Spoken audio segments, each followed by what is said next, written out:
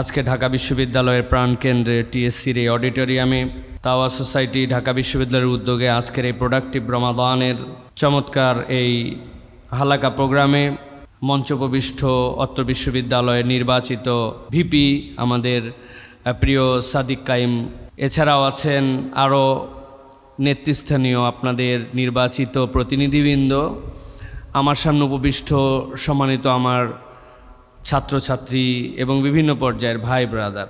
আমি আন্তরিকভাবে এই মূল্যবান সময়টুকু যারা নিজেদের জীবন থেকে ব্যয় করে এখানে এসেছেন তাদেরকে আন্তরিকভাবে আমার পক্ষ থেকে দাওয়া সোসাইটির পক্ষ থেকে কৃতজ্ঞতা জানাচ্ছি। এই কৃতজ্ঞতাটা এই জন্য জানাচ্ছি, পাবলিক বিশ্ববিদ্যালয়ে আমিও পড়ালেখা করেছি। তো আমাদের বিশ্ববিদ্যালয়ে রমাদান মাসে টোটাল বন্ধ থাকতো। বিশ্ববিদ্যালয়ের জীবনে আমরা কখনো রমাদানে ইউনিভার্সিটি খোলা পাই নাই। ঢাকা বিশ্ববিদ্যালয় আলহামদুলিল্লাহ ঈদ পর্যন্তও করে, এরকম মানুষজনও ঢাকা বিশ্ববিদ্যালয়ে থাকেন, হলে আমাদের অন্য বন্ধুবান্ধবরা ছিলেন। আমরা সেই চমৎকার পরিবেশটা আছে বলে আজকে আমরা এই জায়গাতে কিন্তু আপনাদেরকে পেয়েছি।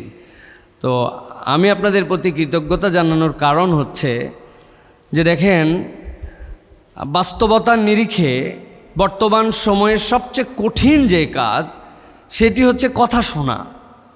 আপনি যদি বলার জন্য নিমন্ত্রিত হন তো আপনি তখন বাধ্য, আপনি কিছু বলবেন, কিন্তু কথা শোনা সবচেয়ে কঠিন। এই জন্য আমি অনেক সময় বলি, রসুল সাল্লাল্লাহু আলাইহি ওয়াসাল্লামের সিরা যখন আমরা পড়ি, এই সিরার একটা দিক আমাদের মধ্যে প্র্যাকটিস খুবই কম। সেটি হচ্ছে রসুল সাল্লাল্লাহু আলাইহি ওয়াসাল্লাম একজন বাগ্মী ছিলেন, রসুলুল্লাহ সাল্লাল্লাহু আলাইহি ওয়াসাল্লাম একজন শ্রেষ্ঠতম রাষ্ট্রনায়ক ছিলেন, রসুলুল্লাহ সাল্লাল্লাহু আলাইহি ওয়াসাল্লাম দুনিয়া সৃষ্টির পরের থেকে সর্বশ্রেষ্ঠ ব্যক্তিত্ব সম্পন্ন মানুষ ছিলেন, রসুল সাল্লাল্লাহু আলাইহি ওয়াসাল্লাম সফল সেনানায়ক ছিলেন, রসুলুল্লাহ সাল্লাল্লাহু আলাইহি ওয়াসাল্লাম সমাজ সংস্কারক ছিলেন। আপনি সব দিক দিয়ে নবী করিম সাল্লাল্লাহু আলাইহি ওয়াসাল্লামকে অনবদ্য পাবেন এবং আমরা সেটাকে ফলো করার জন্য চেষ্টা করি। কিন্তু রসুল সাল্লাল্লাহু আলাইহি ওয়াসাল্লাম পৃথিবীর ইতিহাসে সবচেয়ে সেরা শ্রোতা ছিলেন, এ বিষয়ে কোনো আলোচনা নাই যে নবী সাল্লাল্লাহু আলাইহি ওয়াসাল্লামের থেকে সুন্দর করে কেউ কখনো শুনেছে, এরকম কোনো ইতিহাসে এরকম কোনো ব্যক্তি আল্লাহ সৃষ্টি করেন নাই। সুবহানাল্লাহ। সবচেয়ে মনোযোগী শ্রোতা। তা আপনারা যারা এসছেন, এই যে আমি কথা বলার শুরুতে এই ভূমিকাটা দিচ্ছি বিনা কারণে নয়, এটা কেবল শোনার জন্য শুনে গেলাম, এন্টারটেনমেন্ট। এটা আপনার আমার জন্য একটা ভালো লাগা। একজন লেকচারার আসবেন, আমাদেরকে অনেক এন্টারটেন করলেন। বক্তব্য যদি কেবলমাত্র এন্টারটেনমেন্ট হয়, এইটা যদি কেবলমাত্র একটা উপভোগ্য বিষয় হয় কিন্তু গ্রহণীয় না হয়, তাহলে ওই শোনাটা আমাদের জন্য আসলে প্রোডাক্টিভ শোনা হলো না। এই জন্য আগে আমাকে সিদ্ধান্ত নিতে হবে, আমি যা শুনছি এটা একটা প্রোডাক্টিভ ওয়েতে শুনবো। প্রোডাক্টিভ ওয়েতে শোনার উপায় হচ্ছে যা শুনছি আমার সাধ্যের মধ্যে এর জন্য আমি কিছু ইনিশিয়েটিভ নিব, সেটা যেন আমি বাস্তবে রূপান্তর করতে পারি। পারবো তো ইনশাআল্লাহ? চেষ্টা করবো তো ইনশাআল্লাহ? প্রিয় ভাইয়েরা, আমি আপনাদের কাছে 3টা লেয়ারে সংক্ষিপ্ত সময়ে কিছু কথাবার্তা বলার জন্য চেষ্টা করব। প্রিয় ভাইয়েরা, এর একটা কথা আপনাদের জন্য যেটা বলতে চাই সেটি হচ্ছে যে আমরা রমাদানুল মুবারকের বিষয়ে যখন কোরআনুল কারীমের মধ্যে আয়াতগুলির দিকে তাকাই, রাসূলুল্লাহ সাল্লাল্লাহু আলাইহি ওয়াসাল্লামের হাদিসগুলোর মধ্যে তাকাই, এখানে আমরা 2টা প্যাটার্নের জিনিস দেখতে পাবো। একটা হচ্ছে আল্লাহ রাব্বুল আলামিন কোরআনুল কারীমের মধ্যে বলছেন, শাহরু রমাদান আল্লাযী উনজিলা ফীহিল কুরআন হুদাল লিন্নাস ওয়া বাইয়িনাতিম মিনাল হুদা ওয়াল ফুরকান। খুব সিনসিয়ারলি আপনারা লক্ষ্য করেন, যখন আমরা কোনো কিছুর বর্ণনা দিতে যাই এবং তার শুরুতে যখন আমরা কিছু বলতে চাই, তখন প্রারম্ভিকতার পরে বাকি বর্ণনা ভঙ্গিগুলা সেই জায়গাতে ওই সাবজেক্ট রিলেটেড হয়ে থাকে। কিন্তু আল্লাহ রাব্বুল আমিন একটু ব্যতিক্রমভাবে এখানে উপস্থাপন করছেন। আল্লাহ বলছেন শাহরু রমাদান, রমাদান মাস, এরপরে রমাদানের কোনো আলোচনা নাই। ডিমান্ড করে কি? ডিমান্ড করে হচ্ছে শাহরু রমাদান, রোজা কখন থেকে শুরু করবেন, কখন শেষ করবেন, কি কি খাইলে রোজা ভালো হবে, কোনটা ত্যাগ করলে রোজার জন্য বেনিফিটেড হব আমরা, রোজা ভঙ্গের কারণ কি হবে, কোন মাস রোজার জন্য হবে, সেই মাসের পরিধি কী হবে, ডিমান্ড করে, আমরা মনে করি এরকম। কিন্তু আল্লাহ রাব্বুল আমিনের উপস্থাপনা ভঙ্গি হচ্ছে শাহরু রমাদান, রমাদান মাস শেষ, আল্লাহ থেমে গেছেন। আল্লাযী উনজিলা ফীহিল কুরআন, আল্লাহ বলছেন এই মাসের মধ্যেই আমি কোরআনকে অবতীর্ণ করেছি। এরপর আল্লাহ কোরআনের বর্ণনা দিচ্ছেন। এই কোরআন কি? হুদাল লিন্নাস ওয়া বাইয়িনাতিম মিনাল হুদা ওয়াল ফুরকান। আল্লাহ বলছেন এটা তোমাদের জন্য সত্য মিথ্যার মাঝে পার্থক্যকারী, এটা তোমাদের জন্য হেদায়েতের আকর, এটা হচ্ছে আল্লাহর পক্ষ থেকে তোমাদের জন্য, আল্লাহর কাছ থেকে আসা একটা শ্রেষ্ঠতম তোমাদের জন্য পথ নির্দেশিকা। এই যে আল্লাহ রাব্বুল আলামিন বললেন, এটার ব্যাখ্যা কি? এটার ব্যাখ্যা হচ্ছে যে যেই রমাদানকে আমরা প্রোডাক্টিভ করতে চাই, যেই রমাদানের দ্বারা আমরা বেনিফিটেড হতে চাই, যেই রমাদানের দ্বারা আমরা আমাদের জীবনকে বদল করতে চাই, যেই রমাদানের দ্বারা আমরা সেই হারানো গৌরবকে আবার নিজেদের মাঝে ফিরিয়ে আনতে চাই, যেই রমাদানের মাধ্যমে আমরা জাহান্নামের ট্র্যাক থেকে নিজেদের জীবনকে আবার জান্নাতের ট্র্যাকে উঠাতে চাই, আল্লাহ বলছেন ওইটা যদি নিতে চাও তাহলে একমাত্র উপায় হচ্ছে আল্লাহর প্রেসক্রিপশন কোরআনুল কারীমকে গ্রহণ করা। কোরআন বিমুক্ত রমাদান আপনার আমার জন্য প্রোডাক্টিভ রমাদান নয়, কোরআন যুক্ত রমাদান আপনার আমার জন্য প্রোডাক্টিভ রমাদান। এটা আপনাকে আগে মাথার মধ্যে নিতে হবে। একজন লোক ডাক্তার দেখিয়েছে, আমার ওস্তাদ আব্দুল্লাহ জাহাঙ্গীর রহমাহুল্লাহ উদাহরণ দিতেন। ডাক্তার দেখানোর পরে সে আসার পরে এলাকার লোকের কাছে বলতেছে, জীবনে বহু ডাক্তার দেখাইছি ভাই, এত ভালো মানুষ আমি দেখি নাই। কেন? বলে এত সময় দিছে, এত আমার জন্য সে সুন্দর করে রোগের বৃত্তান্ত শুনছে। তাকায় দেখো প্রেসক্রিপশানের লেখা দেখো, ওরে সুবহানাল্লাহ, কম্পিউটারের মতো টাইপ। আমারে জিজ্ঞাসা করছে টাকা আছে, আমি বলছি আমার একটু অর্থনৈতিক ঝামেলা আছে। ঠিক আছে, সে আমার কাছ থেকে 50% ডিসকাউন্টে সে আমার কাছ থেকে ফিউ পর্যন্ত অর্ধেক রেখেছে।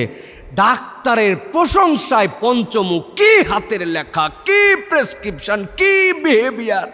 এলাকার মানুষকে বলে টোলে খুশি, প্রেসক্রিপশানে জবর একটা চুমু দিয়া উনার বাড়িতে একটা সুন্দর সোফার সামনে একটা টেবিল ছিল, ওই টেবিলের উপর দিয়ে গ্লসি পেপার দেওয়া ছিল, ওইটার নিচে ঢুকায় বলছে, খবরদার এই প্রেসক্রিপশান যদি হারায় বাড়ির সবাইকে আমি অবস্থা খারাপ করাই ফেলবো।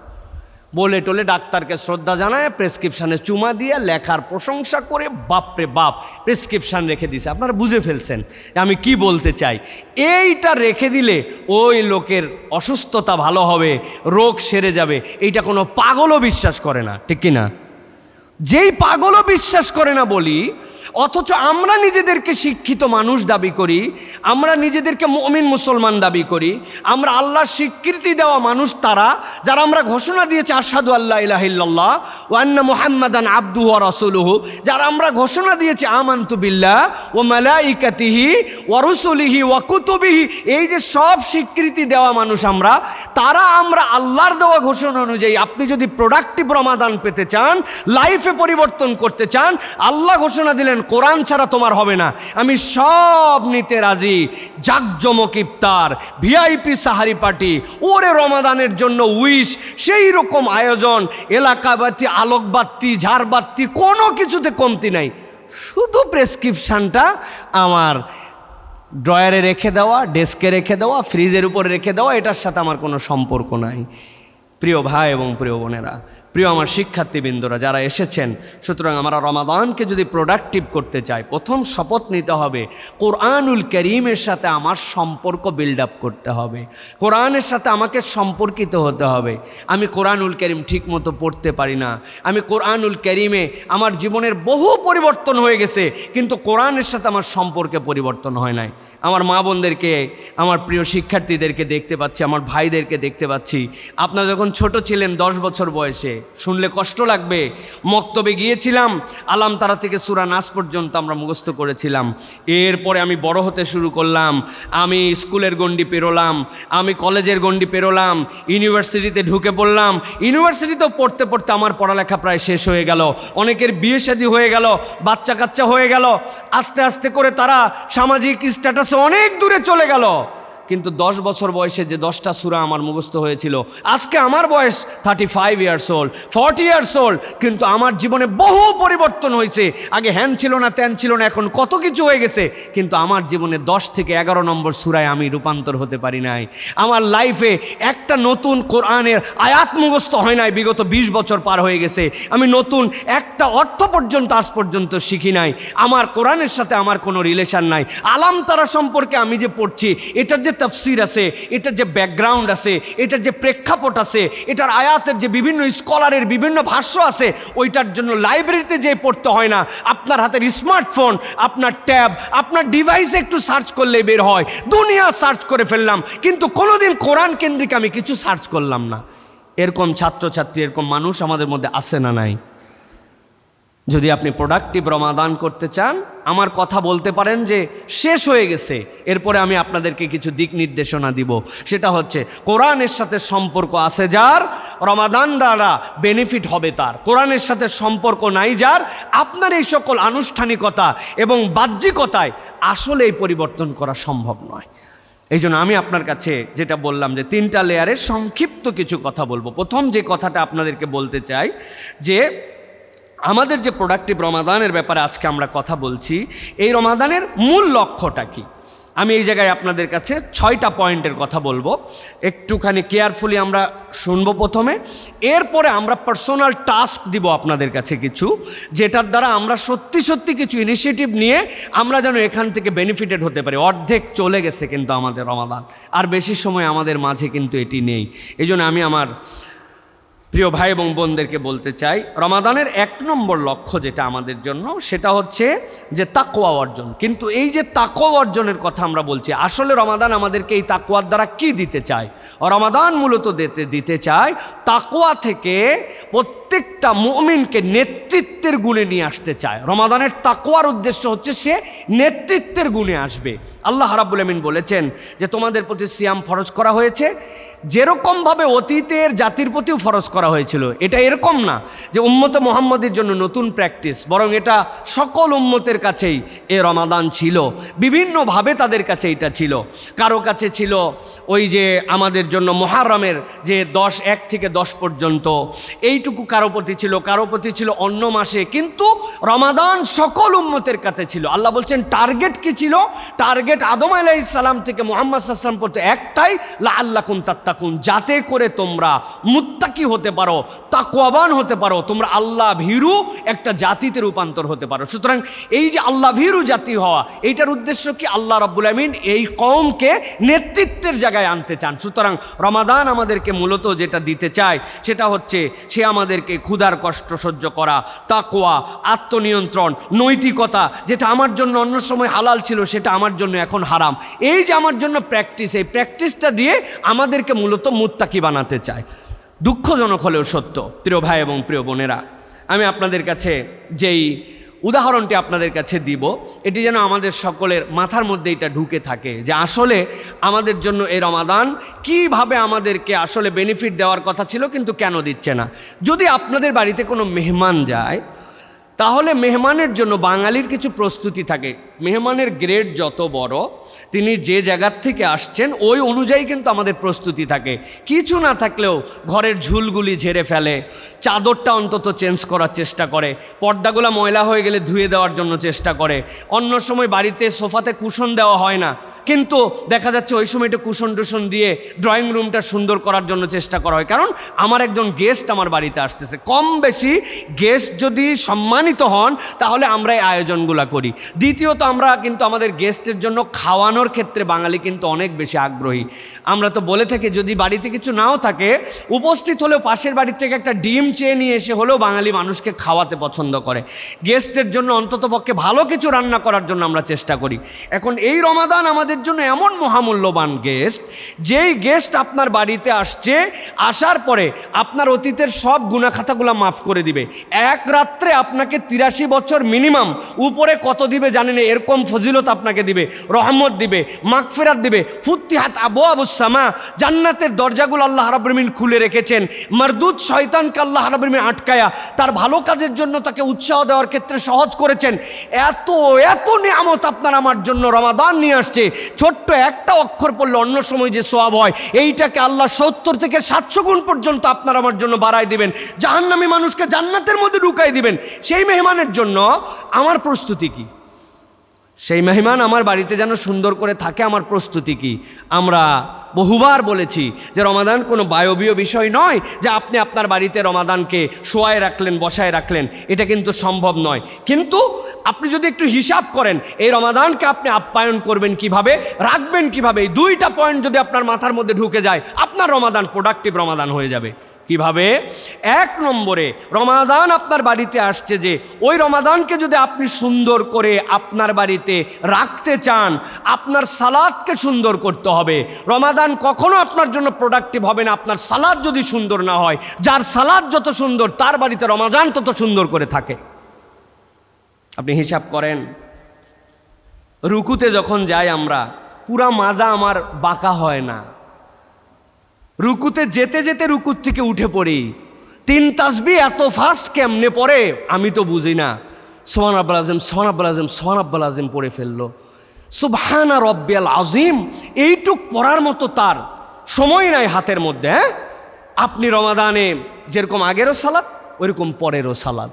আপনি রমাদানের আগেও সানার অর্থ জানতেন না, এখনো আপনি অটোমেটিক, এটা তো just like a software install করা আছে আমার মধ্যে। আল্লাহু আকবার, সুবহানাকাল্লাহুম্মা বিহামদিকা তাবারাকা ইসমুকা। পরীক্ষা তো সামনে আছে, ইন কোর্সের একটা টিউটোরিয়ালের বিষয়টা তো এখনো বুঝলাম, গায়রুল মাগদুবি আলাইহিম ওয়ালাদ-দাল্লিন, এটা তো অটোমেটিক, এটা নিয়ে আমার কোনো হ্যাসেলই নাই আমার মধ্যে। এরপরে বিসমিল্লাহির রহমানির রহিম পড়ার পরে কুল আল্লাহ তো আমার সব সময়ের জন্য 2টা সূরা আমার সিলেক্টেড, এইটা অটো দেওয়া আছে। এইটার অর্থ কি, এইটার ব্যতিক্রমতা কি, এটার থেকে আমি কি অর্জন করলাম কিচ্ছু খেয়াল করলাম না। ওয়াল্লাহে আমি আমার প্রিয় ভাই বোনদেরকে বলবো, যদি আমার সালাতের ব্যতিক্রমতা রমাদানে না আসে, আপনার রমাদান আপনার সাথে সুন্দর করে নাই। 2টা টিপস দিব আর 2টা পরামর্শ দিব। আমাদের কাছে অনেকে এসে বলে, সাইফুল্লাহ ভাই সালাতে মনোযোগ পাই না, কেমনে আমরা মনোযোগ দিব, কনসেন্ট্রেশন আসে না।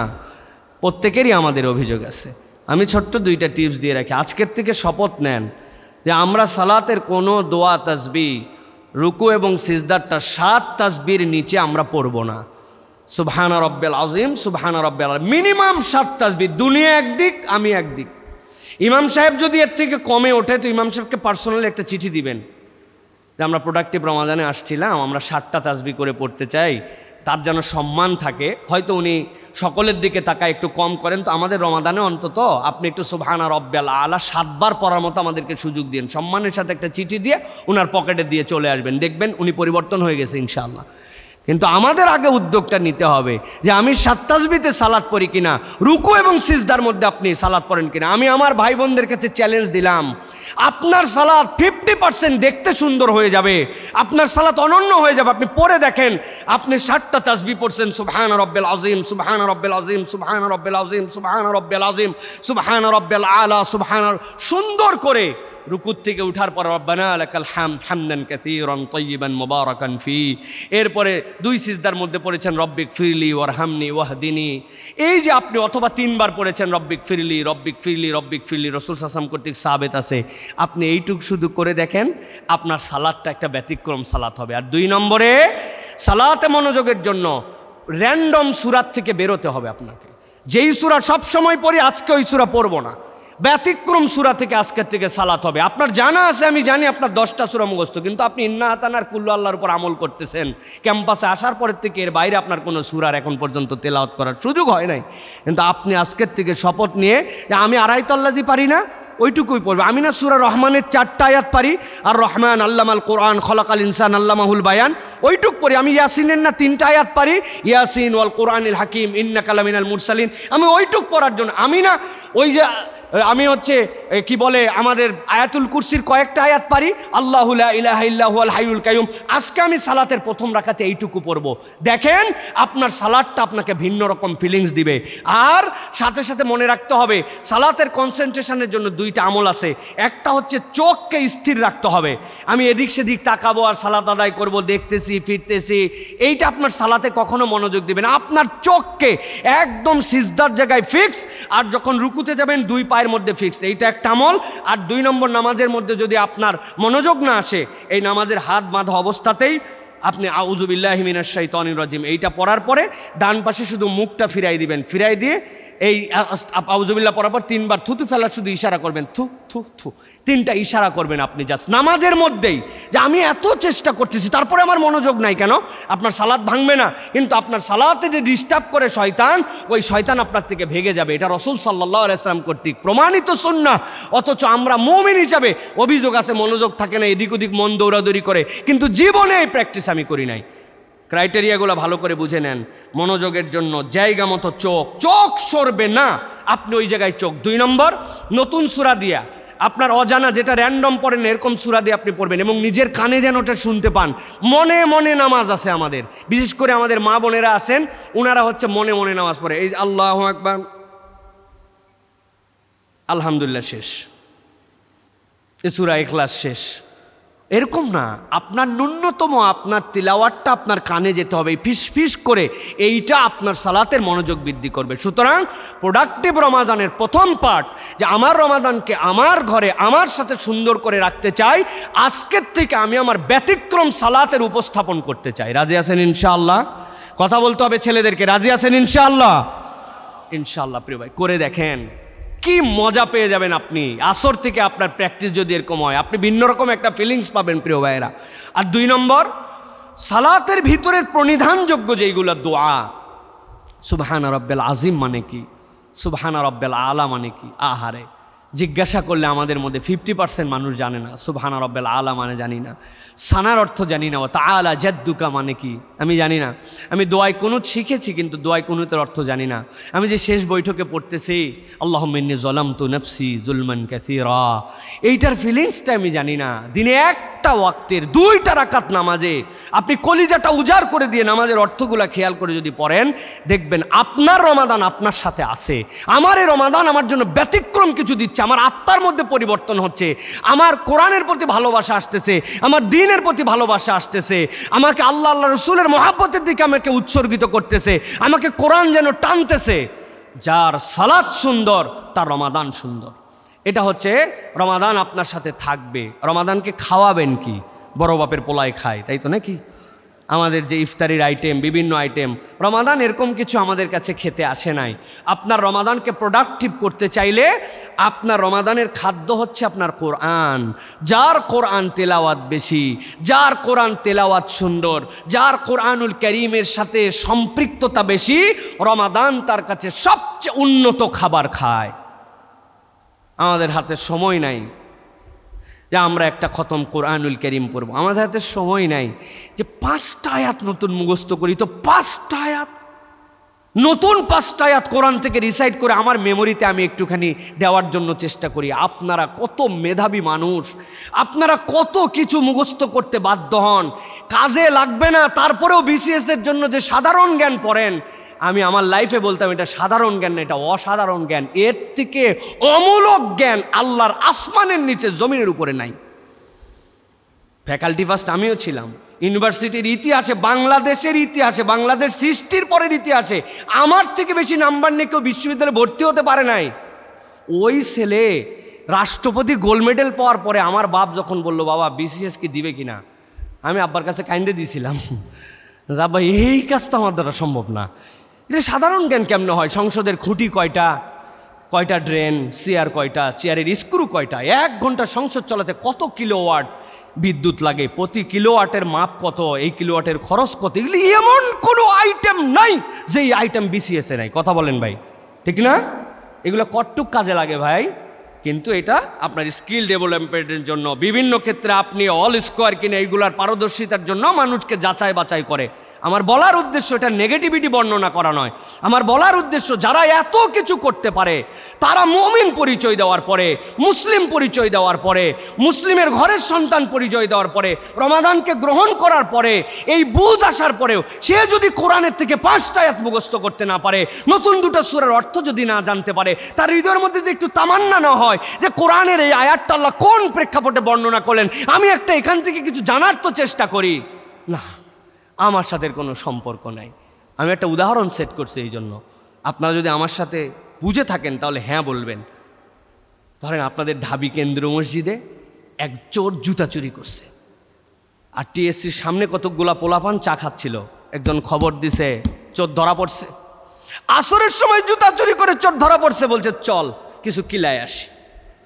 উনি কিন্তু নামাজ পড়েন আসরের, কিন্তু চোর ধরলে মারতে চলে যায়। আছে না নাই ভাই এরকম? গণধোলায় চোর যদি ধরা পড়ে কিছু আছে কি নাই? কথা বলেন আপনারা, আছে তো? এই চোর ধরলে মার আছে। কিন্তু হঠাৎ করে আরেকটা খবর পাইছেন যে টিএসসির আপনাদের যে পাশে আরেকটা লোকাল মসজিদ, ওই মসজিদের সামনে থেকে জুতা চুরি করছে একটা পুলিশ, ধরা পড়ছে। লোকজন বলছে পুলিশ যা চুরি করে করুক, এদের এত রুচি নামার কথা না তো, এরা জুতা চুরি করার কথা না তো। লোকজন দৌড়াদৌড়ি করে গেছে, কি ব্যাপার, হ্যাঁ ইউনিফর্ম টিউনিফর্ম সব পরা, কিন্তু বুকে খালি নেম প্লেট নাই। ওরে ধরছে সবাই মিলে, ধরার পরে দেখে এ কোনো পুলিশই না, ও সিস্টেমে একটা পুলিশের ড্রেস কিনে পুলিশ সাজছে, সাইজে জুতা চুরি করতে আসছে। বুঝে বলেন তো ভাই, ধোলাই কি একটা না ডবল? একটা না ডবল? খালি ডবল। ব্যাক কল, চুরি করলে পুলিশের ড্রেস পরে পড়লে আগে নিজের 100 পিটাই নেবে, এরপরে পুলিশকে খবর দিবে, পুলিশ কোর্টে তোলার আগে 100 পিটাই নেবে, তারপরে বাপরে বাপ বিশাল কেস কামারি হয়ে জুতাই নাই। ওর ড্রেস ভুয়া পরার কারণেই 6 মাস। ঠিক কিনা?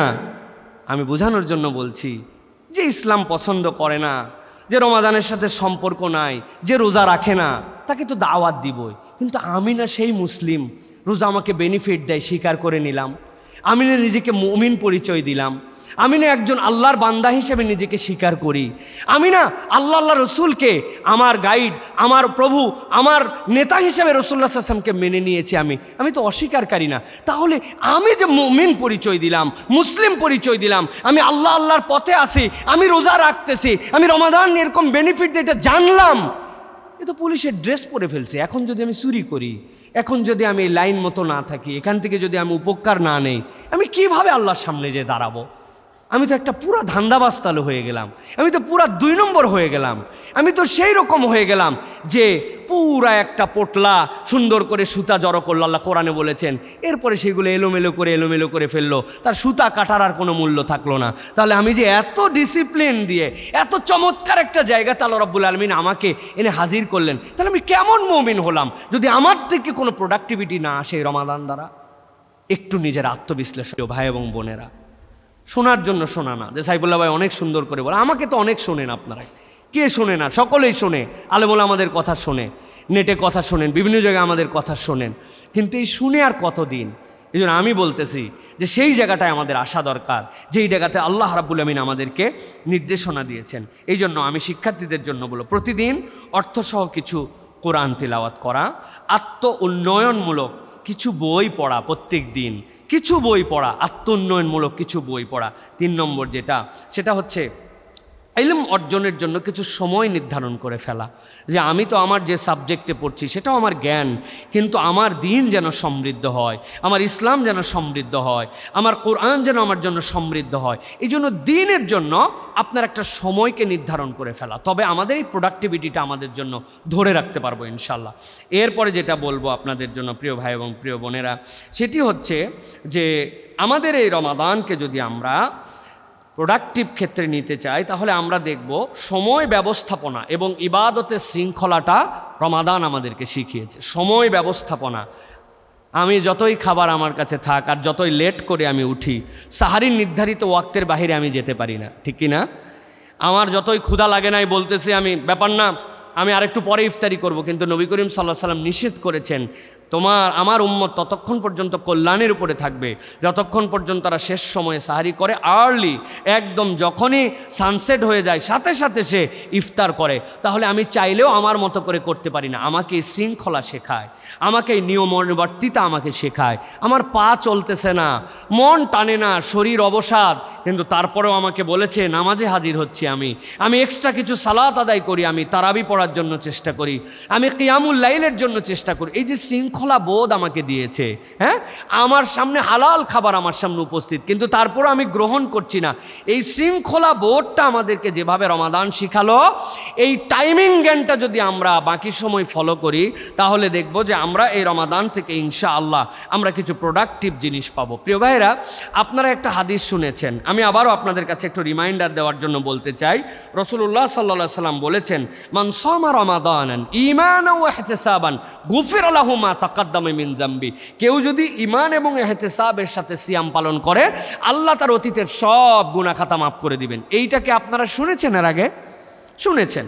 কিন্তু আমরা যদি একটুখানি বিশ্লেষণ করার জন্য চেষ্টা করি যে মান সামা রমাদানান ঈমানান ওয়া ইহতিসাবান, ঈমানের সাথে যে রোজা রাখবে, ভাই ঈমানদার ছাড়া কেউ রোজা থাকে না। তার ন্যূনতম বিশ্বাস আছে যে রমাদান এটা আমাকে সিয়াম পালন করতে হবে, এই ঈমান একদম কম থাকলেও ঈমানটুকু আছে বলেই সে সিয়াম পালন করছে। কিন্তু আল্লাহ নবী যে সাথে বললেন ইহতিসাবান, ইহতিসাবের সাথে অনুবাদ কি আমরা অনুবাদ করছি ঈমান এবং ইহতিসাবের সাথে যে সিয়াম পালন করে আল্লাহ তার অতীতের গুণে। ইহতিসাবের অর্থ তাহলে কোথায় হলো? ইহতিসাবের তো অর্থ বের করতে পারলাম না। ইহতিসাব মানে কি? ইহতিসাব মানে আত্মসমালোচনা, ইহতিসাব মানে হিসাব করে করে, ইহতিসাব মানে আল্লাহর প্রতি পরম বিশ্বাসের সাথে। পরম বিশ্বাস মানে কি? রব্বুল আলামিন এর দ্বারা আমাকে বেনিফিট দিবেন, আমি হিসাব করে করে চলতেছি। আরে আমার চোখ এটা দেখতে পারে, আমার চোখের স্বাধীনতা আছে, কিন্তু আমি তো এটা দেখবো না, এটা ইহতিসাব। আমার কান এটা শুনতে পারে, কিন্তু আমি তো এটা শুনবো না। আমার এখান থেকে এইটা নিয়ে আমার আত্মার মধ্যে আমি বাহ্যিকতাই দেখতে পাই যে আমাকে তৃপ্তি দিচ্ছে, কিন্তু আমার আল্লাহ এটা নিষেধ করেছে, আমি তো এটা নিতে পারি না। কিন্তু আমরা আমাদের কালচার চেঞ্জ করেছি। আমরা কি করেছি? ওয়াত্তাবা হাওয়া। আমরা আল্লাহকেও নেই, আবার আমরা আমাদের মনকেও পছন্দ করি। আছে না নাই ভাই? সুবহান আল্লাহ। যখন আমরা মরা বাড়িতে যাই, যখন আমরা রমাদানে থাকি, তখন হিজাব পরে আছি, সুন্দর করে আমরা ইসলামিক ড্রেস আপ করে আছি। কিন্তু যেই ঈদের দিন, তখন দেখা যাচ্ছে কয় পিস এটা আর আমি বললাম না, এটা আপনারা হিসাব মিলাই নিন। ওনারা বলে 3 পিস, কিন্তু আসলে তো আরেক পিস খুঁজে পাওয়া যায় না। ওই মুমিনা, ওই মুসলিমা, ওই মা বোন যে মুমিন পরিবার থেকে আসছে, তখন সে তার নিজের লাইফস্টাইলটা নিজের মতো গ্রহণ করে নিয়েছে। যখন রমাদান আসলো, তার বাড়িতে, তার মোবাইলে, তার পরিবেশে কোরআন তেলাওয়াত। কিন্তু যখন এক্সকারশনে যাচ্ছে, ওরে বাবারে বাবা, ঢাকা বিশ্ববিদ্যালয়ের পক্ষ থেকে এক্সকারশন, এই গাড়ির ভিতরে যে পরিমাণ ডেস্ক বক্স, এটা দুর্বল হলে হয়, ওর ঢিষ্টি ঢিষ্টিতে এলাকা কাঁপায় ফেলতেছে। আছে না নাই?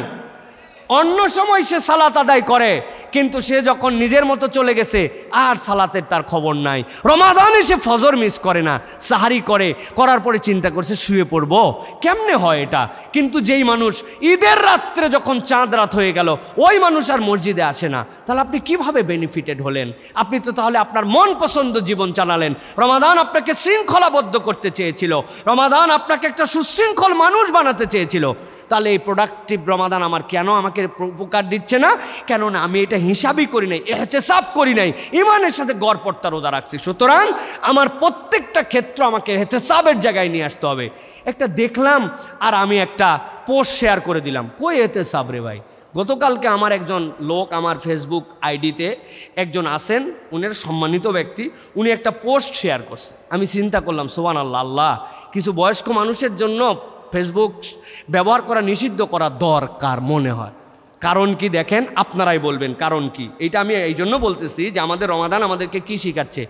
উনি শেয়ার করছে একটা পোস্ট যে সেনাবাহিনীর একটা জাহাজ, নৌবাহিনীর একটা জাহাজ সমুদ্রের মধ্যে তলায় যাচ্ছে।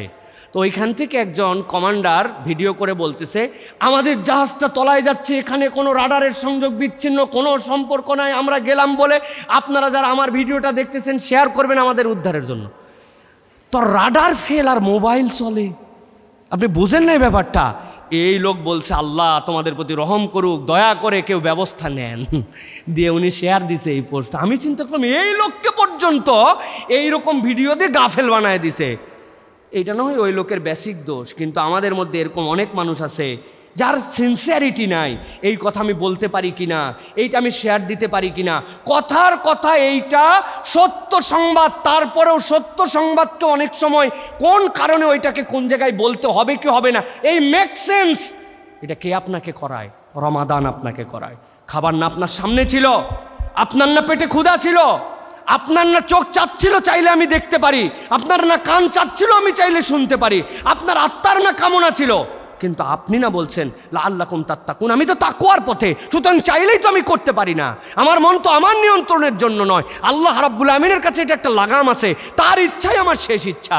তিনি না তাকওয়ার একটা হুদুদ আমার জন্য দিয়ে দিয়েছেন, ওই ব্যারিয়ার তো আমি অতিক্রম করতে পারি না। রমাদান আপনাকে এটা শিক্ষা দিছে, দেয় নাই? দেয় নাই? হুজুর আমাকে দেয় নাই, সাইফুল্লাহ ভাই আমাকে দেয় নাই, প্রমাণ আছে আমার কাছে, আমি বিনা প্রমাণে বলছি না। আহা, ওই যে আমার ভাইয়ের মুখটা দেখেন কি শুকায় গেছে, এটা চকচকা চেহারা শুকায় গেছে। উনি দুপুরবেলা যখন গোসল করতেছিল, গোসলের সময় নাকের উপর দিয়ে শাওয়ার দিয়ে পানি যাচ্ছিল, দুইবার খালি, অথবা যখন ওই যে কুলি করতেছিল, কুলির সময় মানুষকে বুঝাচ্ছিল, এই 3 নম্বরটা একবার ঢক করে মারি দিচ্ছে। খুব কঠিন। এইটা করেননি কেন? কে কে করছেন হাত তোলেন দেখি। একজনও নেই এই জায়গায়। আল্লাহ, আমার আল্লাহ এটা দেখবে না? বাথরুমের মধ্যে খায়, আমার আল্লাহ দেখবে না? আরে থুতু গিলার মশালা শুনতে শুনতে 17 বছর দিতে হুজুর থুতুলু গিলে ফেললে কি আমার রোজা থাকবে? কি সিনসিয়ার! থুতু ফেলতে ফেলতে আর কলিজা শুকায় ফেলছে, অথচ থুতু গিললে কিচ্ছু হবে না, কিন্তু তারপরেও গিলে না। যেই মানুষ এত সিনসিয়ার, আমি তো বললাম আপনার কাছে প্রমাণ আছে আমার কাছে, আপনি সিনসিয়ার, আপনি আল্লাহর ভয়ে এটা করেন নাই, সেই মানুষ রমাদানের প্রোডাক্টিভিটি অন্য সময় পাচ্ছে না কেন? ওই মানুষ 2 নম্বর করে কেমনে, দুর্নীতি করে কেমনে, ওই মানুষ দেশের টাকা বিদেশে পাচার করে কেমনে, ওই মানুষ ছাত্র জনতার উপরে গুলি চালায় কেমনে, ওই মানুষ আমার ভাইদেরকে হত্যা করে কেমনে? আপনি হিসাব মিলান, ব্যাংকের টাকা ফতুর করে দিল কেমনে? এগুলো উপর লেভেলে। আমাদের নিজেদের গুলাও একটু হিসাব বিশ্লেষণ করেন। ওই মানুষ বেনামাজি থাকে কেমনে, ফজরে না উঠে চলে কেমনে, বাপ মায়ের কাছে মিথ্যা কথা বলে, অগ্রহায়ণ মাসের টাকা আবার ডিসেম্বরের টাকা 2 বার নেয় কেমনে, প্রাইভেট না পড়ে প্রাইভেটের টাকা নেয় কেমনে? আপনি হিসাব মিলান। এই যে আমাদের ছোট্ট থেকে বড় লেয়ার কেটলিক আমাদের যে, এটার 1 নম্বর কারণ রমাদানকে আমরা গ্রহণ করতে পারি নাই যেরকম করে গ্রহণ করার কথা ছিল। এই জন্য আজকের থেকে সিদ্ধান্ত বদলের দিন আমাদের। আজকের এই দুপুর, আজকের এই অপরাহ্ন আমাদের সিদ্ধান্ত বদলের দুপুর। যে কয়জন আসছি আমরা আমাদের লাইফের একটা চেঞ্জিং স্টেশন দেখতে চাই, যে আমরা একটা চেঞ্জ করার জন্য আমরা চেষ্টা করতেছি। এই কি চেঞ্জ করবেন মনে করতেছেন যে এটার ব্যাপারে আমাদের দিক নির্দেশনাকে আমি 5-7 মিনিটে আপনাদের জন্য কতকগুলো পয়েন্ট দিব। কি পয়েন্ট একদম চমৎকার করে এইগুলো মনে রাখতে হবে। মোবাইল যদি থাকে মোবাইলে রেকর্ড করে রাখতে হবে, অথবা আমাদেরকে নোট করে রাখতে হবে, যাতে করে আমরা একটা চমৎকার প্ল্যানিংয়ের মধ্যে এগোতে পারি। প্রিয় ভাইয়েরা, 1 নম্বর যেটা রমাদান আমাদেরকে কি দিবে এবং কিভাবে অর্জন করব, আমাদের প্রত্যেকের লাইফে একটা মোরাকাবা লাগবে। কি শব্দ বলেছি বলতে হবে আস্তে করে হলেও। মোরাকাবা। মোরাকাবা মানে কি? মোরাকাবা মানে হচ্ছে যে আপনার জীবনের এমন একটা একাকিত্ব, আল্লাহর সাথে সচেতনতার সম্পর্ক, সব সময় নেট, সব সময় ফোন, সব সময় হই হই, সব সময় বন্ধুত্ব, সব সময় আড্ডা, সব সময় গল্প, ওই মুড চলতে চলতে ফোন দেখতে দেখতে শুয়ে গেলাম, উঠেই আবার ফোনের মধ্যে চলে আসলাম, মানে আমার লাইফটার মধ্যে কোনো স্পেস নাই। একটা স্পেস বের করতে হবে, মোরাকাবা, একাকিত্বের স্পেস। পৃথিবীতে এমন কোনো ব্যক্তিত্বশীল বরণীয় পূজনীয় হন নাই যার মোরাকাবার হালত ছিল না। আপনার 20 মিনিট হলেও আপনার পার্সোনাল লাইফ আছে, আপনি একাকী, আপনি নিজের মতো করে সময়টুকু পার করেন। এইটা হচ্ছে রমাদান আপনার আমার জন্য, আল্লাহ আমাদেরকে এই স্পেসটুকু আপনার আমার জন্য দিয়েছেন। আল্লাহর সাথে একাকিত্বের সম্পর্ক, ওই যে বললাম কেউ দেখে নাই, আল্লাহ দেখেছেন, তার একটা অনুভূতি আপনার হৃদয়ে জাগরুক করেছেন আল্লাহ। এইটা আপনার আনইনটেনশন আপনার মধ্যে এইটা চলে আসছে। সুতরাং এইটা আমাদের জন্য আল্লাহর সামনে উপস্থাপিত হওয়ার জন্য চেষ্টা করতে হবে। 20 মিনিট আপনি বের করে নেন, একটা সময় নেন। ছেলেদের জন্য বলবো, টেক এ ভ্যাকেশন ফর আল্লাহ। আল্লাহর জন্য 1 দিনের জন্য একটা ভ্যাকেশন নেন। রমাদান সবচেয়ে অবহেলিত আমল হচ্ছে এতেকাফ। জীবনে কোনো দিন এতেকাফ করলাম না, কত ব্যস্ততায় পার করলাম। এবার না প্ল্যান করেন না ভাই, একটা দিন মাগরিবের সময় ঢুকবো, পরের দিন মাগরিবে বের হব। আপনি আল্লাহর জন্য একটা ভ্যাকেশনের দিন বের করেছেন, ফোনের সাথে সম্পর্ক নাই, দুনিয়ার সাথে সম্পর্ক নাই, মসজিদে চলে গেছেন। মা বোনেরা আপনারা মনে করছেন আমরা কেমন করে এতেকাফ করব। মেয়েদের এতেকাফ আপনি সিয়াম পালনে আপনি নিজের একটা ঘরের পরিধি বানায় নিয়েছেন। আপনি আপনার মশারিটুকু দিয়ে আপনার এলাকাটুকু নির্ধারণ করে ফেলেছেন। কারো সাথে বাড়তি কথা বলেন না, অযথা বাহিরে যান না, রুম থেকে যান না। আপনি আপনার ঘরের মধ্যে আপনি এতেকাফের মধ্যে যেতে পারবেন। এইটা এত পাওয়ারফুল ইবাদত। আল্লাহ নবী বলছেন কেউ যদি 1 দিন আল্লাহর জন্য এতেকাফ করে, আল্লাহ জাহান্নামের থেকে তার মাঝে 3 খন্দক দূরত্ব ঘটায় দেয়। এত পাওয়ারফুল ইবাদত আপনার আমার জন্য। আমি বিশ্ববিদ্যালয়ের ছাত্র, কেমনে আমার দ্বারা সম্ভব ভাই। আপনি অসুস্থ হয়ে হাসপাতালে ভর্তি হয়ে গেলে দুনিয়া আপনার জন্য কিচ্ছু থেমে থাকবে না, ঠিকঠাক মতো চলতে থাকবে। আমার কবরে আমাকে যেতে হবে, আমার হিসাব আল্লাহর কাছে আমাকে দিতে হবে। সুতরাং প্রোডাক্টিভ রমাদান বানাতে চাইলে মুরাকাবা লাগবে আপনার জীবনে, একটা আলাদা সার্কেল সময় আপনাকে বের করতে হবে, এটা আপনি হিসাব করে নেবেন। 2 নম্বরে যেটা বলবো সেটা হচ্ছে তাসকিয়াতুন নফস, আত্মসমালোচনা এবং নফসের পরিশুদ্ধির জন্য লাগবে, নফসের সমালোচনা লাগবে যে আমি ঠিক, আমি যা করি আমারটাই বেস্ট, এই মুডের বাইরে আসতে হবে আপনাকে। আপনার সমালোচনা লাগবে যে আমি কিভাবে জীবনযাপন করতেছি, এইটা কি আমার জন্য ঠিক হচ্ছে কিনা, আমার পরিবর্তনের জায়গাটা কোন জায়গাতে। 3 নম্বরে যেটা বলবো আপনার আমার জন্য সেটা হচ্ছে হিফজুল লিসান লাগবে, জবানকে যা ইচ্ছা তাই ব্যবহার করে দিয়ে রমাদানকে আপনি প্রোডাক্টিভ করে ফেলবেন, এটা সম্ভব নয়। জবানে একটা লাগাম দিতে হবে আপনার, যেটা আমাদের সাদিক কাইম বলেছেন, ভালো লেগেছে অল্প সময় কথা বলাতে। আমি অনেক সময় এই কথা বলি, মানুষের সব অঙ্গ সবচেয়ে বেশি ব্যস্ত থাকে, একটা অঙ্গ সবচেয়ে কম ব্যস্ত থাকে।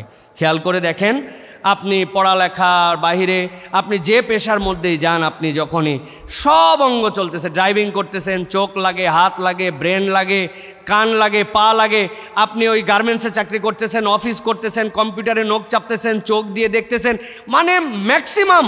যদি হকার না হয় তাহলে ভিন্ন কথা, হকার হলে এই বেচারে ভ্যান্ডার হলে তার তো মুখের তখন ব্যবসা, মুখ দিয়ে চলাতে হয় সব সময়, কিন্তু তারপরেও মুখের ব্যবহার, জিবার ব্যবহার সবচেয়ে কম।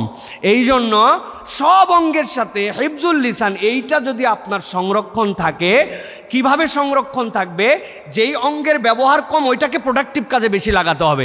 আপনি প্ল্যান করেন আজকে জোহর থেকে আসর পর্যন্ত আমি সুবহানাল্লাহর সময় পার করব, আসর থেকে মাগরিব আস্তাগফিরুল্লাহর সময় পার করব, ফজর থেকে জোহর আমি দরুদ শরীফের হালতে পার করব, আমি শনিবার পুরা দিনটা আল্লাহ নবী সাল্লাল্লাহু আলাইহি ওয়াসাল্লামের প্রতি দরুদ শরীফ পড়ব, শুক্রবার আসর থেকে মাগরিব আমার র্যান্ডম আমল থাকবে, রাসূল সাল্লাল্লাহু আলাইহি ওয়াসাল্লামের দরুদ শরীফ পাঠ করব। আমি তো জানি না আপনি কিভাবে প্ল্যান করবেন, আপনি আপনার মতো, আপনি ব্রিলিয়ান্ট স্টুডেন্ট, আপনারা সকলে ঢাবিতে যারা পড়েন, এই মানুষের কাছে অন্তত টাইমের এই সেক্টরটা আমাকে বিন্যাস করে দিতে হবে না, আপনি এটা মেক শিওর করেন যে আমার জিহ্বা সবচেয়ে প্রোডাক্টিভ কাজে ব্যবহার হচ্ছে। যখন জিহ্বা প্রোডাক্টিভ কাজে যায় তখন ওই জিহ্বাকে আল্লাহ রাব্বুল আলামিন ফেরেশতা দ্বারা নিয়ন্ত্রণ করান, যে এই জিহ্বা দিয়ে যেন খারাপ কথা না বের হয়। আল্লাহর কোরআনের একটা আয়াত আছে জানেন, আল্লাহ কি বলছেন? আল্লাহ বলছেন মা ইয়ালফিজু মিন কাউলিন ইল্লা লাদাইহি রাকিবুন আতীদ। দুনিয়ায় মানুষকে বলা হয় হাইওয়ানে নাতেক, আমরা কথা বলতে পারি আর বাকিদের কথা আমরা বুঝতে পারি না, তারা তাদের ভাষায় আল্লাহর সাথে কথা বলে। এই হাইওয়ানের নাতেক, আমরা তাহলে কথা বলতে পারি। আল্লাহ কোরআনে বলছেন আর রহমান আল্লামাল কোরআন খলাকাল ইনসান আল্লামাহুল বায়ান। মানুষের সৌন্দর্য বর্ণনা করেছেন যে আল্লাহ তাকে জবান শিক্ষা দিয়েছেন, কিন্তু আপনি অবাক হয়ে যাবেন, আল্লাহ কোরআনে বলছেন মা ইয়ালফিজু মিন কাউলিন, মানুষ কোনো কথা বলতে পারে না। জিজ্ঞাসা করি কথা বলতে পারে না? পারে না, পারে, কিন্তু আল্লাহ বলছেন পারে না। আল্লাহ বলছেন হ্যাঁ তদ্দুর পারে, ইল্লা লাদাইহি রাকিবুন আতীদ। সূরা কফ 50 নম্বর সূরার 18 নম্বর আয়াত, এটা পড়ে দেখবেন। আল্লাহ বলছেন যেটা সূক্ষ্মাতি সূক্ষ্ম তোমার রব সংরক্ষণ করতে পারেন, ওইটুক কথাই কেবল তুমি বলতে পারো। তাহলে আমার প্রত্যেকটা কথার জবাব আল্লাহর কাছে দিতে হবে, হিসাব আল্লাহর কাছে সংরক্ষিত। ওরে সুবহানাল্লাহ, আমরা যে এত ফালতু কথা বলতে পারি, এত বাজে কথা বলতে পারি, এত অনর্থক কথা বলতে পারি, এই অনর্থক কথাকে আমরা শরীয়ত পর্যন্ত বানায় ফেলতেছি, নাউজুবিল্লাহ। কীরকম? ওই যে আমি বলছি 3 জন গীবত করছে, তো ডানের জন কথা বলে নাই, বামের জন কথা বলে নাই, গীবত করতেছে ওরা 2 জন, মধ্যের জন শুধু শুনতেছে। শেষে এই 2 জনের কথা শুনে, গীবত শুনে শুনে শুনে শুনে অনেকক্ষণ উনি অধৈর্য হয়ে গেছে। ওই মাঝের জন বলতেছে আসলে এইগুলা কথা বলা ঠিক না, তবে না বলেও পারি না, আল্লাহ মাফ করুক, কথা কিন্তু 2 জনেরটাই ঠিক। বুঝছেন আপনি? তাহলে গীবত করা কি কেউ বাদ থাকলো? এই যে আমরা 2টা বান্ধবী এক জায়গায় হয়েছি, শুরু হয়ে গেছে, রুমমেট, আরেকজন রুমমেট ওই রুমে নাই, এখন মনে করেন তার পিছনে তার দোষ ত্রুটি বর্ণনা করে কুষ্টি উদ্ধার করে ফেলতেছে আমরা। যেই উনি ঢুকছে উনার দিকে তাকায় আবার হাসে বলছে কেমন আছিস সুলতানা, তোর কথাই বলতেছিলাম, কিন্তু কি যে বলতেছিল তা বলে নাই। এই যে আমার পুরো আমল ক্যারিয়ার বরবাদ করে দিচ্ছি আমি মুখের অযাচিত ব্যবহার করে। এই রমাদান থেকে জিহ্বাতে লাগাম লাগবে। মানুষ বলবে বাবা রে বাবা, কথা বলা বন্ধ করছিস নাকি তুই? না, বলবো, প্রয়োজনটুকু বলবো, অপ্রয়োজনীয় কথা আমি বলবো না। এই জবানের লাগাম, এটা হচ্ছে প্রোডাক্টিভ রমাদান অর্জন করতে চাইলে আপনাকে করতে হবে হিফজুল লিসান। এরপরে 3-4 নম্বর যেটা বলবো, কোয়ামাম বিল কিস্ত, ন্যায়ের পক্ষে অটল থাকা। You will be the last person, আপনি হবেন দুনিয়ার শেষ ব্যক্তি যে ন্যায়ের উপরে থাকবে। আল্লাহ কোরআনুল কারীমে বিস্তারিত বলেছেন এই বিষয়ে, ইয়া আইয়ুহাল্লাযীনা আমানু কুমু কাওয়ামিনা বিল কিসত। আল্লাহ বলছেন ন্যায়ের প্রতি থাকো। তোমার বাপ, তোমার মা, নিকটাত্মীয়, আপনজন কেউ যেন তোমাকে এই জায়গাতে প্রভাবিত করতে না পারে। তুমি হবে শেষ ব্যক্তি যে ন্যায়ের উপরে থাকবে। আপনার জন্য রমাদান এই ন্যায়ের উপরে থাকার অবিচলতা আপনাকে শিক্ষা দেয়। সুতরাং আমাকে এটার ক্ষেত্রে সবসময় দৃঢ়চেতা থাকতে হবে। এরপরে যেটা বলবো যে আমাদের ভাঙা সম্পর্ক জোড়া লাগানো, এইটাও হচ্ছে রমাদানের প্রোডাক্টিভিটি আমার জীবনে আসবে। ভাঙা সম্পর্ক মানে আমার কাজিন, আমার অমুক আত্মীয় স্বজন, আমার রক্তের সম্পর্ক ছিল, আমাদের টোটা ফাটা বাপের সাথে মায়ের সাথে অমুকের সময় কথাবার্তা হয়েছে, সম্পর্কগুলো আমরা ভেঙে ফেলেছি। আমাদের ওই ভ্রাতৃত্বের বন্ধন নাই। আল্লাহ যে বলেছেন মুমিন মুমিনারা তারা হচ্ছে পরস্পর ইমানই ভাই ব্রাদার, এই সম্পর্ক আমাদের মধ্যে নাই। অমুকের সাথে উনার আফ্রিকার ফ্রেন্ড আছে, উগান্ডার ফেসবুক ফ্রেন্ড আছে, কিন্তু উনার স্বাস্থ্য ভাই বোন, খালাতো ভাই বোনের সাথে ওনার পরিচয় নাই। এরকম লোক আছে না নাই? আছে না নাই? আমাদের মধ্যে আছে। সুতরাং সম্পর্কের বন্ধন ঠিক করা। রমাদানে সাহারির সময় দুইজনকে কল দিবেন, ইফতারির সময় দুইজনের লিস্ট বানায় রাখবেন। ও বাবা আমার সাথে খাতির লাগানোর জন্য কল দিচ্ছে, আমি তো খবরই নেই নাই, দেখছিস, বলুক, ওরটা ওকে বলতে দেন। কিন্তু আপনি আপনার রমাদানকে প্রোডাক্টিভ করার জন্য, আপনার ঈমানকে মজবুত করার জন্য, এইটা হচ্ছে রমাদানের অন্যতম একটা সুযোগ আপনার আমার জন্য। সাহারিতে উঠবেই তো সে, কিন্তু আপনি একটু কল দিয়ে দিয়েছেন, ইফতারির সময় তার জন্য একটু খবর নিয়েছেন। এইটা হচ্ছে আমাদের জন্য অন্যতম গুরুত্বপূর্ণ একটা বিষয়। এরপরে যেটা বলবো সেটা হচ্ছে শুকরুন নিয়াম, নিয়ামতের শুকরিয়া আদায় করা, কৃতজ্ঞ হওয়া। আমাদের অনেকের মধ্যেই নিয়ামতের কৃতজ্ঞতা নাই। যে সাবজেক্টে পড়তেছি আসলে পড়তে চাইছিলাম না, মনের বিরুদ্ধেই পড়তেছে। আর কেউ কেউ সারা জীবন স্বপ্ন দেখছে একটু ঢাকা বিশ্ববিদ্যালয়ের যে সাবজেক্ট হয় হোক, হলেই হয়েছে, কোনো দিন জাতীয় বিশ্ববিদ্যালয়ের বাইরে আসতেই পারে না, আর আপনার মন ভরে নাই। এরকম লোক আছে না নাই? আপনাদের মধ্যে যারা যারা আছেন একটু হাত তোলেন, আপনারা একটু চেহারাগুলা দেখি। ও আপনারাও বুঝে তুলছেন না, না বুঝে আপনারা? লা ইলাহা ইল্লাল্লাহ। আল্লাহ রাব্বুল আলামিন বলছেন তোমাদের জন্য দায়িত্ব দিলাম, লাইন শাকারতুম লাযীদান্নাকুম।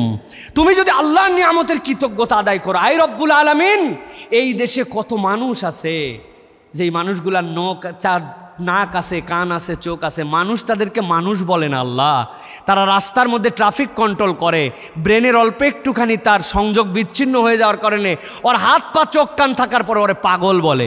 রব্বুল আলামিন, তুমি আমার যে মানুষ বানাইছো, কি এর ঢাবি আর কি এর সাবজেক্ট, এটার কৃতজ্ঞতাই তো আমি তোমার কাছে আদায় করতে পারবো না। আল্লাহ রাব্বুল আলামিন যদি আপনাকে আমাকে মানুষ না বানায় কুকুর বানাতেন, বলার কিছু ছিল? বলেন না, ছিল? আন্দোলন দিতে পারতাম যে আমার কুত্তা, আরে কুত্তা বাদ দেন। আল্লাহ রাব্বুল আলামিন যদি ওই যে অনেক মা বোনদের মাথার মধ্যে উকুন হয়, জানেন উকুন যখন বের হয় না ওটাকে বলে লিক। বিকালবেলা যদি একজন আরেকজনের মাথাটা একটু বেছে দিয়ে একটা লিকের মতো করে নোকের মধ্যে ফালায় ফাটায় ফেলতো, আর আমি যদি শেষ হয়ে যেতাম, আমার কিছু করার ছিল? আল্লাহ অস্তিত্ব দিলেন, মানুষ বানালেন। আল্লাহ আপনি কেবল মানুষ বানালেন না, সুস্থ মানুষ বানালেন, ইমানদার বানালেন। আল্লাহ আমাকে পড়ালেখার তৌফিক দিয়ে এই পর্যন্ত নিয়ে আসলেন। আরে কিসের সাবজেক্ট, কিসের কি? আল্লাহ আপনাকে এই পর্যন্ত আনছেন, এই কৃতজ্ঞতাই তো আমি শেষ করতে পারবো না। আমার এখন রাষ্ট্রের জন্য দায়িত্ব আছে, উম্মার জন্য দায়িত্ব আছে, পরিবারের জন্য দায়িত্ব আছে, নিজের জন্য দায়িত্ব আছে, উত্তর প্রজন্মের জন্য দায়িত্ব আছে। আল্লাহ সেই দায়িত্ব পালন করার আমাকে তৌফিক বাড়ায় দেন। আল্লাহ দেখবেন যে সুবহান আল্লাহ, আমার বান্দাবান্দি হ্যাপি, আমার বান্দাবান্দি খুশি, সে আল্লাহর কৃতজ্ঞতা আদায় করে। রমাদান আপনাকে কৃতজ্ঞতা আদায় করা শেখায়। আপনি যদি শুকরুন নিয়াম না হন, যে আল্লাহ রাব্বুল আমিনের খুঁটে খুঁটে প্রত্যেকটা নিয়ামতের কৃতজ্ঞতা আদায় করতে হবে। আমি তো আমার কত লেকচারে বলি, আজকে তো সময় সংক্ষেপ, আর বলবো না এখন। কিন্তু একটা জিনিস বলতে চাই, আপনারা কারা কারা বাথরুমে খালি পায়ে যান, একটু হাত তোলেন। আসেন? নাই? বাথরুমের মধ্যে একটা স্পঞ্জ ব্যবহার করেন, স্যান্ডেল ব্যবহার করেন, তাই না? আব্বু, আমি বাথরুমের মধ্যে ঢুকছিলাম, আল্লাহ আজকে পিছলাই গেছিলাম, তুমি বাজার থেকে আসার সময় একটা স্পঞ্জের স্যান্ডেল নিয়ে আসো তো। কিরে বাবা, 3 মাস আগেই না কিনলাম, 3 মাস আগে কিনলে থেকে পা আমার পিছলাই গেছিল। গতকালকে শুনছি আমার মাও গেছিল, অল্পতে ঠেকা মাজা বাসাইছে। বাথরুমের ভিতরে ঢুকে কখনো আপনি মর্নিং ওয়াক করেন না, ইভিনিং ওয়াক করেন না। ভালো করে পয়েন্টটা মনে রাখেন। 10 ধাপ গেলেন, ওয়াশরুম সারলেন, অজু করলেন, বেরিয়ে আসলেন, বাথরুমে ঢুকলেন, ফ্রেশ হলেন, চলে আসলেন। 10 ধাপ না, 3 মাসে আপনার স্যান্ডেলের তলা খোয়া যায়। কিন্তু আপনি একবার বিশ্লেষণ করে দেখেন নাই, বয়স 25, 30, 40, হ্যাঁ, আমার 90% সময় আমি খালি পায়ে মুভমেন্ট করি। হওয়ার পরের তে খালি পা, ফুটবল খেলি খালি পা, মসজিদের ভিতর খালি পা, হলের ভিতর খালি পা, বাড়ির ভিতর খালি পা, 10% সময় মাত্র আমি জুতা ব্যবহার করি।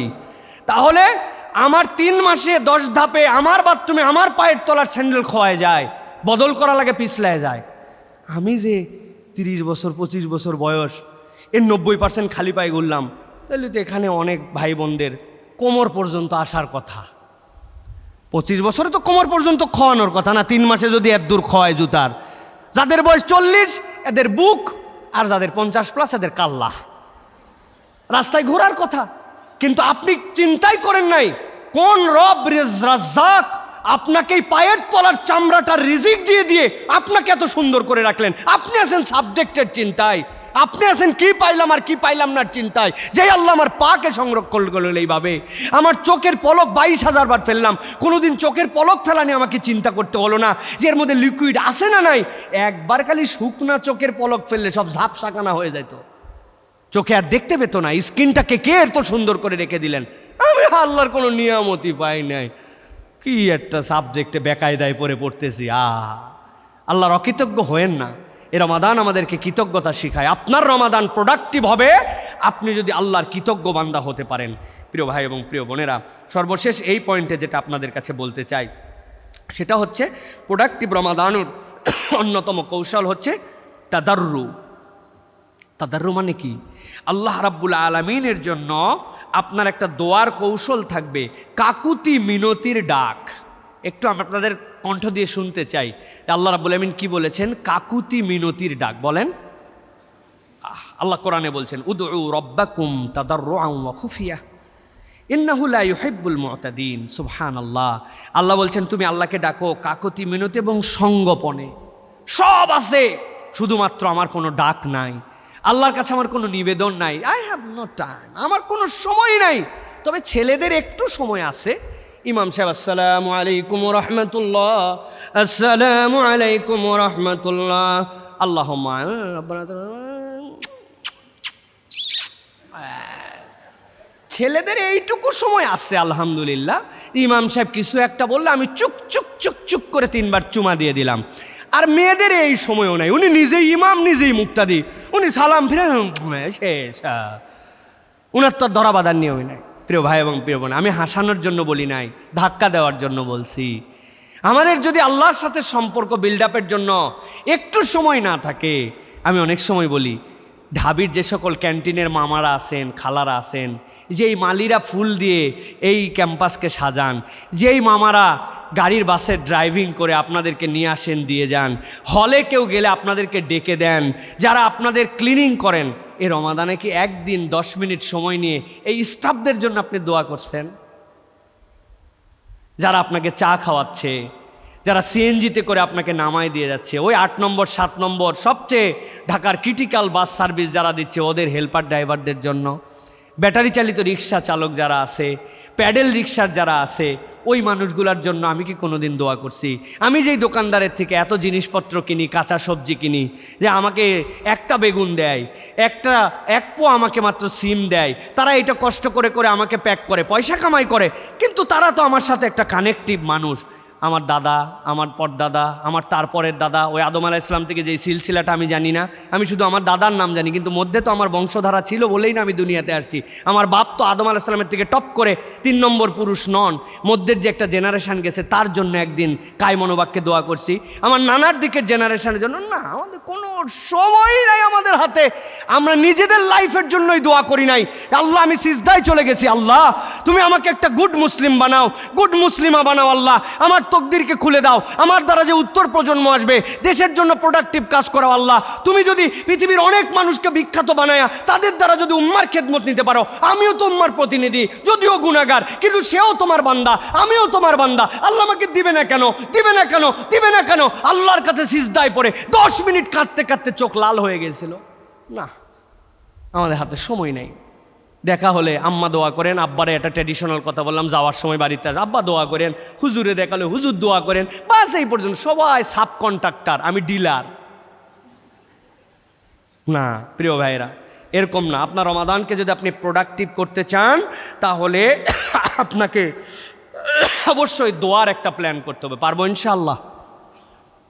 মুখে মুখে ইনশাল্লাহ বললে হবে না, ইনশাল্লাহ একটা ভয়ঙ্কর মিথ্যা কথা এখন আমাদের, মানে আমরা করবো না জন্য ইনশাল্লাহ বলি, এইটা এরকম না, এটা যেন বাস্তবায়নযোগ্য হয়। আল্লাহ যেন আমাদেরকে তৌফিক দান করেন। 1 মিনিটে এবার আমরা শেষের দিকে চলে আসছি।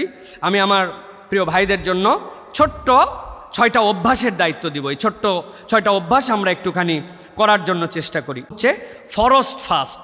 আমাদের রুল নম্বর 1 হবে ফরজ ফাস্ট। মনে থাকবে এইটা, ফরজের ক্ষেত্রে কোনো নেগোশিয়েবল হবে না, ফরজ নেগোশিয়েবল আইটেম না, ফরজ আগে, ফরজ ফাস্ট। এই ক্ষেত্রে কোনো স্যাক্রিফাইস নাই, কিচ্ছু চিনি না, ফরজ ফাস্ট। মনে থাকবে ইনশাআল্লাহ। সালাতে, পর্দায়, আমলে, হালালে, হারামে, সব কিছুতে ফরজ ফাস্ট, এটা আমাদের টার্গেট। রমাদান আমাদেরকে এটা শিখিয়েছে। 2 নম্বর যেটা বলবো, 1 পেজ কোরআন হ্যাবিট। রমাদান পার হয়ে গেলেও রমাদানের প্রোডাক্টিভিটি ধরে রাখার জন্য 1 পেজ কোরআন হ্যাবিট, এটা আপনার মধ্যে আনতে হবে। কিভাবে করবেন, কখন করবেন, কোন প্ল্যানে করবেন, 1 পেজ রমাদান আমার রমাদানের পরবর্তীতে আমার জীবন থেকে মিস হবে না। এটা 1 পেজ রমাদান আমাদের জন্য কোরআন হ্যাবিট। এটা গেল 2 নম্বর।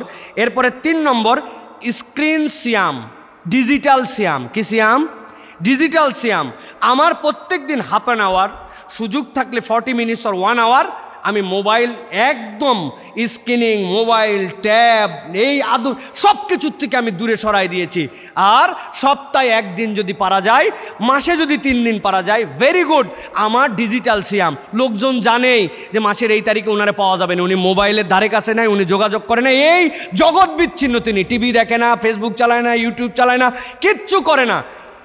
এত দূর না পারলেও এভরিডে 30 মিনিটস টু 40 মিনিটস আপনি ফোনের থেকে দূরে রেখে দিবেন, লকারের মধ্যে বন্দি করে অফলাইন করে রেখে দিবেন। আপনি এইরকমভাবে চলাফেরা করার জন্য চেষ্টা করতে হবে। এই হ্যাবিটটা আমাদেরকে আমাদের আত্মার উপর নিয়ন্ত্রণ করার জন্য, এই যে নোটিফিকেশন আসতে দেরি, মোবাইল বার করতে দেরি নাই, এই যে আমাদের আকর্ষণ, একদম শেষে কদকামাতির সালা পর্যন্ত ছেলেরা লাস্ট নোটিফিকেশন চেক করে এরপরে দাঁড়ায় গেল আর আসসালামু আলাইকুম পরেই মোবাইল বাইর করে ফেললো। কেমনে সালাতে মনোযোগ হবে ভাই? যেখানে ওমরে ফারুক রাদিয়াল্লাহু তাআলা আনহু নামাজে ছিলেন, একটা লোক ফরজ নামাজের পরে টপ করে উঠে দাঁড়ায় সুন্নতের জন্য দাঁড়াইছে। সে কি সালাতের জন্য দাঁড়াইছে না অন্য কোনো জন্য? সালাতের জন্য। ওমর রাদিয়াল্লাহু তাআলা তার জামার আস্তিন ধরছেন, ধরে হ্যাঁচকা টান দিয়ে বলছেন, বসো, ফরজ এবং নফলের মধ্যে একটা পার্থক্য সৃষ্টি করো, তুমি এই দুটার মধ্যে একটা আলাদা করো, ফরজের পর একটু সময় দাও।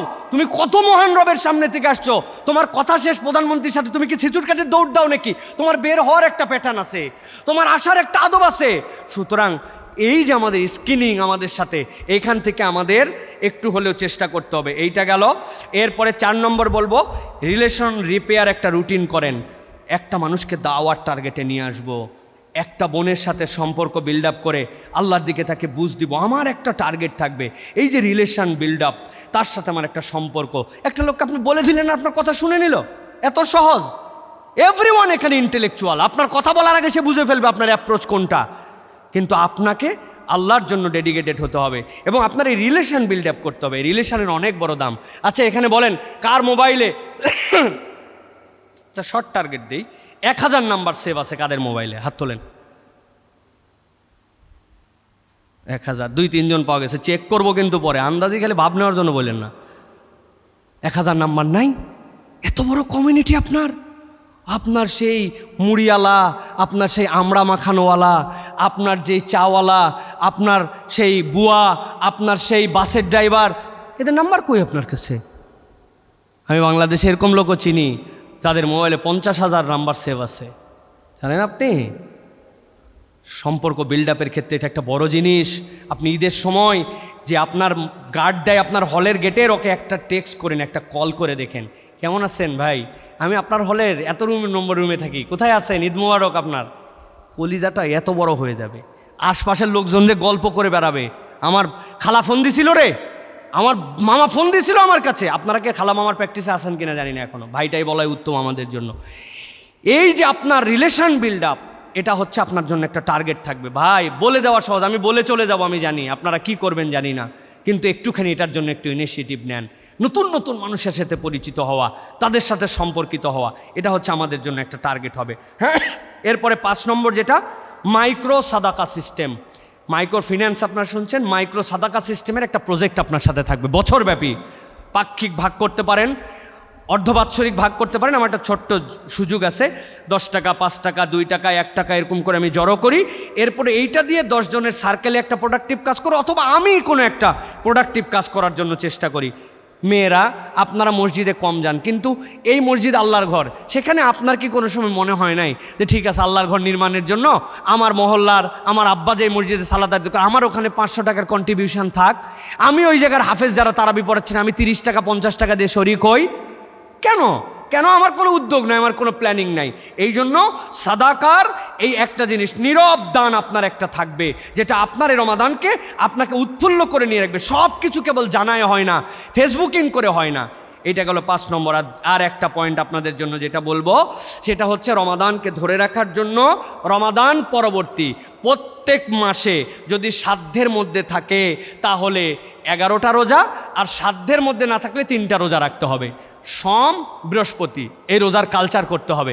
আর আইয়ামে বীজের 13, 14, 15 আমার কোনো প্র্যাকটিস না, একেবারে বছরে রমাদানে একবার শুরু করলাম, 30টা রোজা দিয়ে শেষ করে আবার 11 মাস, এরকম করে আসলে হয় না। এই জন্য এই প্রোডাক্টিভ রমাদানকে ধরে রাখার জন্য একটা সার্কেল গড়ে উঠবে।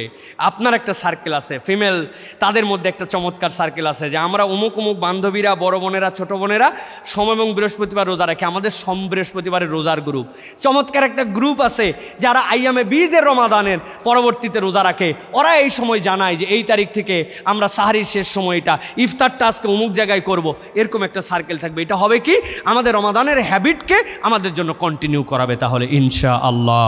তাহলে আমি আপনাদের কাছে অনেকগুলি কথা বলেছি, বিশেষ করে 3টা লেয়ারে আপনাদের কাছে যে কথা বললাম। প্রথমটায় রমাদান আমাদের জন্য কি নিয়ে এসেছে এবং এর ক্ষেত্রে আমাদের কি ধরনের রমাদানকে রাখতে চাইলে, রমাদানকে খাওয়াতে চাইলে কি আমাদের করা উচিত, এটা এক লেয়ারে বলেছি। এরপরে যেটা আমরা বলেছি যে রমাদান আমাদেরকে আসলে কি দিতে চায়। আর 3 নম্বর, রমাদান থেকে আমরা সম্পূর্ণ বেনিফিটেড যদি হতে চাই তাহলে আমাদের কতগুলো গুণাগুণ আমাদের জীবনে লাগবে, কতগুলো পরিকল্পনা আমাদের জন্য লাগবে। ওই পরিকল্পনাগুলাই আল্লাহ রাব্বুল আমিন পছন্দ করেন এবং জিজ্ঞাসা করবেন ওই দিন, ওয়াল তানজুর নাফসুম মা কদ্দামাত লিগাদ, আগামীর জন্য তুমি কি করে আসছো কিয়ামতের দিন, এটা একটা প্রশ্নের কারণ হবে। এবং যারা উত্তর দিতে পারবে না তারা আল্লাহর কাছে ওই দিন আফসোস করবে, ইয়া ওয়াইলাতা লাইতানি, ওই দিন তারা চিৎকার করবে আর আক্ষেপ করে বলবে, লাম আত্তাখিজ ফুলানান খলিলা, কত লোকের সাথেই ঘুরলাম, এর সাথে যদি বন্ধুত্ব না থাকতো আজকে আমি বেঁচে যেতাম, আজকে এর সাথে চলার কারণে আমি আজকে মরে গেছি। আল্লাহ জিজ্ঞাসা করতে পাঠাবেন ফেরেশতাদেরকে, আজকে তুমি বন্ধুর দোষারোপ করতেছো কেন, কি সে তোমার জন্য করছিল? সাথে সাথে বলতে শুরু করবে, লাকাদ আদাল্লানি আনি যিকির বাদা ইজ জানি, আল্লাহ আমার কাছে জিকির আসছিল, কিন্তু আমার এই বন্ধুর খপ্পরে পড়ে, আমার এই সংস্রবের খপ্পরে পড়ে, এই সার্কেলের খপ্পরে পড়ে আমি এই কোরআন থেকে দূরে চলে গেছিলাম। আল্লাহ আল্লাহ আজকে আমার আর কোনো বাঁচার উপায় নাই। আল্লাহ রাব্বুল আলামিন বলতেছেন এই কথা বলেই শেষ হবে না, নবীজি ওই জায়গায় হাজির হয়ে যাবেন, যাওয়ার পরে বলবেন, ইয়া আল্লাহ বিচার আমারও আছে, ইন্না কওমি ইত্তাখাযু হাযাল কুরআনা মাহজুরা, ওদের কাছে কোরআন আসছিল কিন্তু ওরা এটাকে মনে করছিল সোনার আইটেম, এইটাকে মনে করছিল একদল বলেই যাবে, শুনলাম শুনলাম না শুনলাম না শুনলাম, এটা আমাদের পার্সোনাল ব্যাপার। আল্লাহ যারা এই কাজ করেছিল আজকে তাদেরকে তুমি ডবল শাস্তি দাও। আল্লাহ নবী যদি আমাদের বিপক্ষে দাঁড়ায় যান আমাদের বাঁচার উপায় থাকবে না। এই আয়াতগুলি এই জন্য বললাম, আজকে আমাদের আলহামদুলিল্লাহ আমাদের ঢাকা ইউনিভার্সিটি দাওয়া অ্যাসোসিয়েশন আপনাদের অন্তত এইটুকু বলতে পারবে যে আমি আপনাদের জন্য একটা আয়োজন করেছিলাম, আমরা কোরআনটুকু জানানোর চেষ্টা করেছিলাম, এখন আমি যদি গ্রহণ করে নেই আলহামদুলিল্লাহ, আর যদি না শুনি তাহলে কিন্তু আমাদের জন্য এই শোনাটাই একটা ভয়ঙ্কর কারণ হয়ে যাবে। এই জন্য আমি আমার প্রত্যেকটা ভাই প্রত্যেকটা বোনের কাছে যারা এসেছেন তাদের কাছে বলবো যে আমরা প্রত্যেকেই এক একজন আদর্শ মুমিন মুমিনা মুসলিম মুসলিমা যদি আমরা হতে পারি তাহলে আমাদের দুনিয়া আখিরাত উভয় ক্ষেত্রে সাকসেস। আপনাদের দিকে পুরা জাতি তাকায় থাকে, ঢাকা বিশ্ববিদ্যালয়ের ছাত্র শুনলে এই বাংলাদেশের প্রত্যেকটা মানুষ সমীহ করে।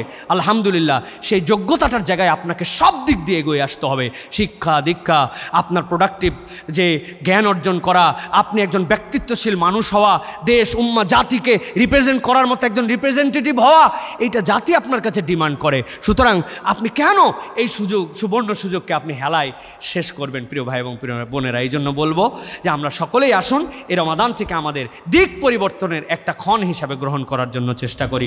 আল্লাহ সবার আগে আমাকে এবং আমাদেরকে এইগুলো পালন করার তৌফিক দান করেন।